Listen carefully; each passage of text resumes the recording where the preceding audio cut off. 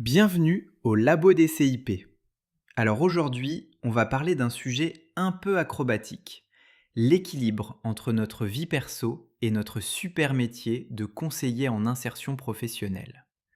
Parce que, soyons honnêtes, quand on passe nos journées à écouter les difficultés des autres, nos propres soucis, la fatigue, les problèmes de famille, ils s'invitent parfois au bureau sans prévenir.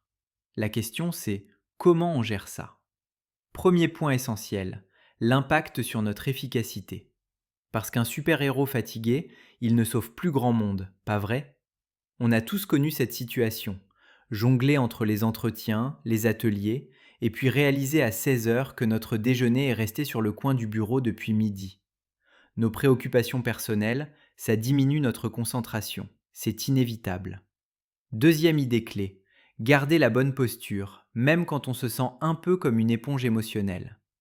Quelques astuces pour se protéger. D'abord, poser un cadre clair. Expliquer dès le départ que notre rôle, c'est d'accompagner, pas de faire les choses à la place de la personne.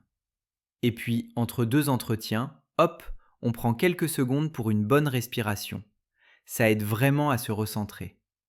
Et bien sûr, nos opinions, elles restent à la maison. Et enfin, le troisième pilier, l'éthique et, surtout, le soutien de l'équipe. La confidentialité, c'est la base.